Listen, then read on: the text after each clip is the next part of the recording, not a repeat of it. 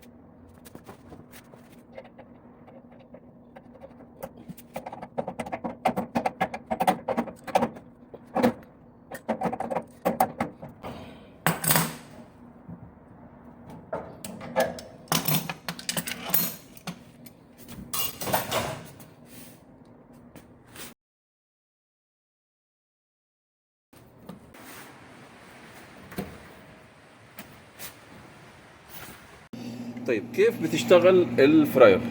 بتيجي هنا على المفتاح، مفتاح اهو في 3 علامات كده. العلامه اللي من تحت دي اللي عليها الدايره، طالما هي العلامه دي من تحت تبقى الفراير مفصول. بتجيب علامه السبارك دي من تحت كده اهو.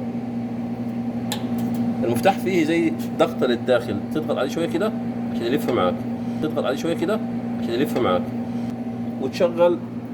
شغل من هنا، اضغط، لا اضغط من هنا، اضغط دي. بتلاقي في العدسه دي بتلاقي النار هنا شغاله معاك اللي هي الشمعه.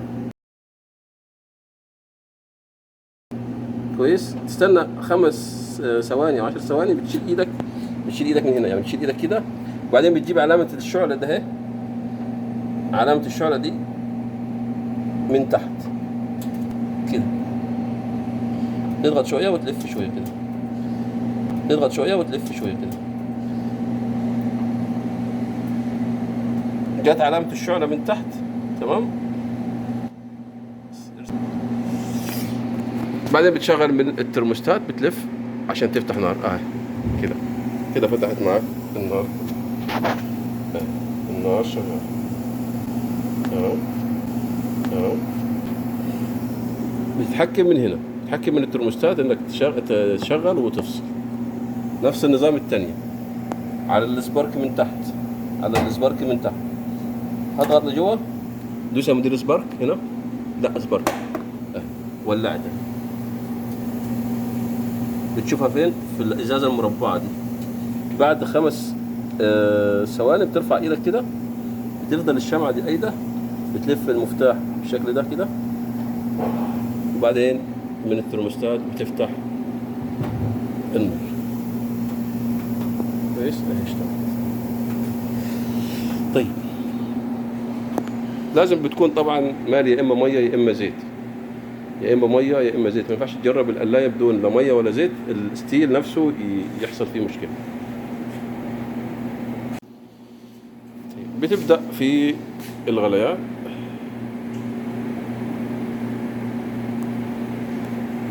طبعا درجه غليان الميه تقريبا 110 120 100، من 100 لحد 120، مهما تغلي عليها ما هتعدي 120. لكن الزيت بيوصل معاك الزيت يوصل ل 100 ول 200 230 احيانا كمان 180. طبعا هو اصلا 180 او 190 على المؤشر بتاعك 190، لكن الزيت اصلا بيوصل اكتر من كده. انما الميه ما تتعدى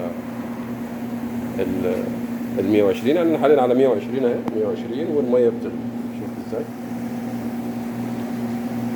دي، عشان بس دي اشتغلت الاول او دي فصلناها اكتر من مره، دي شويه برضو تغلي نفس النظام باذن الله. تعال يا مدير تعال. ايه يا شيخ؟ هذا في توضيح بس بسيط. في علامة هنا على الحلة، ما ينفعش السوائل اللي داخل حلة القلاية انها تقل عن المستوى ده. لو قلت عن المستوى ده القلاية هتفصل معاك اوفر هيت. حماية. النقطة التانية اللي مش واضحة في الفيديو ان القلاية شغالة طبعا الباور غاز، انما الكنترول كهرباء 220. الفيش الصغير ده بس بتوصل 220 بس عشان يشغل المفتاح ويفصله ولمبة البيان، مش اكتر.